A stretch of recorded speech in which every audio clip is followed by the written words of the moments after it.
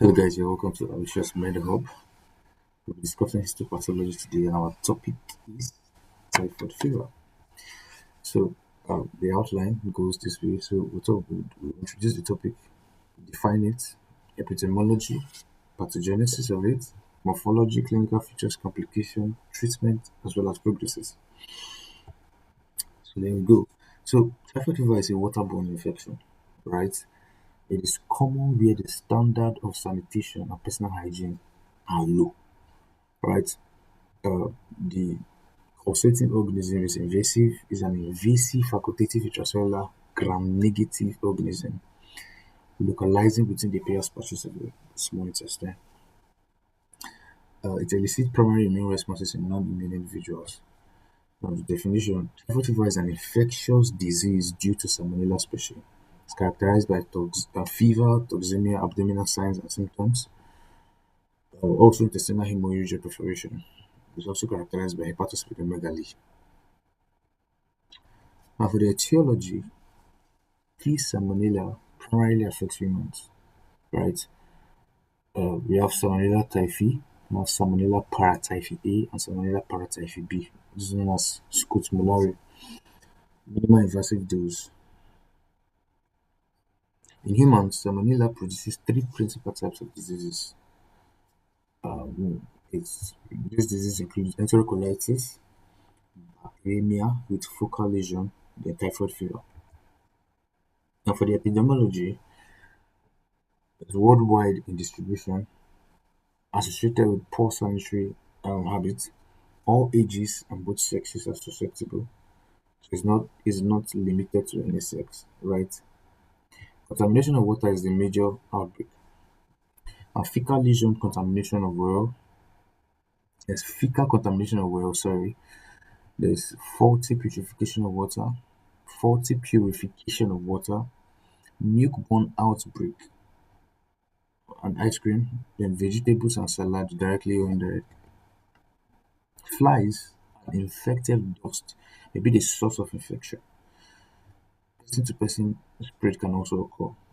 Paratyphoid are foodborne rather than waterborne infection. Please note that 2 to 4% of typhoid patients are chronic carriers.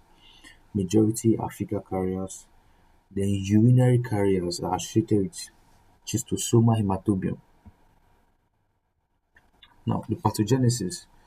Following the ingestion of usually a large number of bacilli, the organism multiply in the second part of the duodenum. The bile acid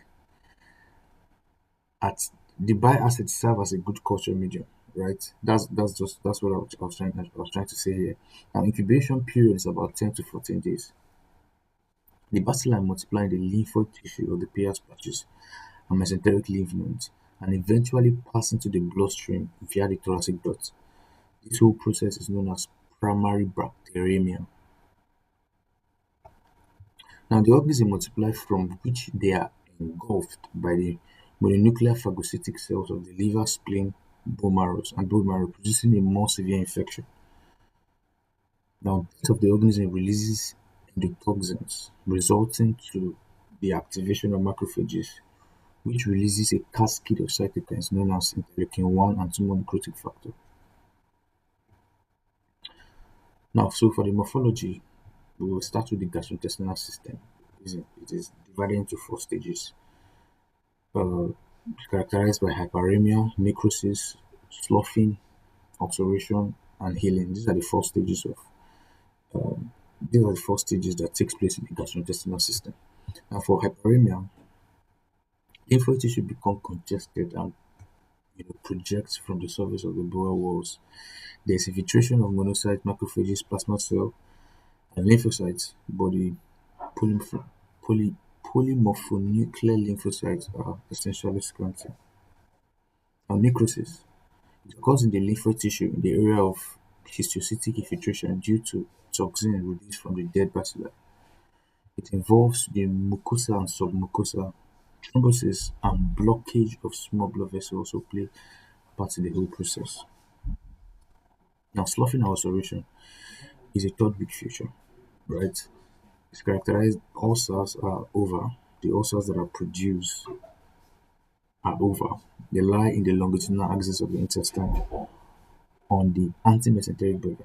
The edges are soft, raised, and undermined. The floor may contain necrotic debris. Tuberculosis ulcer are transverse, right? So typhoid fever, the ulcer is oval in shape. Tuberculosis ulcer are transverse in shape. Amoebiasis is flat shape. Just give you as a bonus. Now the cellular exudate consists of typhoid macrophages with plasma cells and lymphocytes. The ulcers are usually separate up to 3 to 4 cm in length. Now the fourth stage, which is healing, um, it commences in the fourth week. Fibrosis and scarring are minimal. Strictures never occur. A fibrinous exudate may be found on the peritoneal surface. Perforation is a common complication and occurs about the end of the third week in the absence of healing. Now, liver and gallbladder, toxemia causes cloudy swelling of the hepatic cells. A striking feature is the presence of typhoid nodules on the parenchyma of the liver. Acute cholecystitis is unusual, but chronic cholecystitis occur in carrier state. Gallstones are said to be relatively common in Europe and rarely seen in tropical Africa. Now, for the reticuloendothelial system, the spleen is enlarged and hyperemic. There is marked proliferation of reticuloendothelial histiocytes in the sinusoids and pulp. Erythrophagocytosis may be seen. Typhoid nodules may be seen in the bone marrow.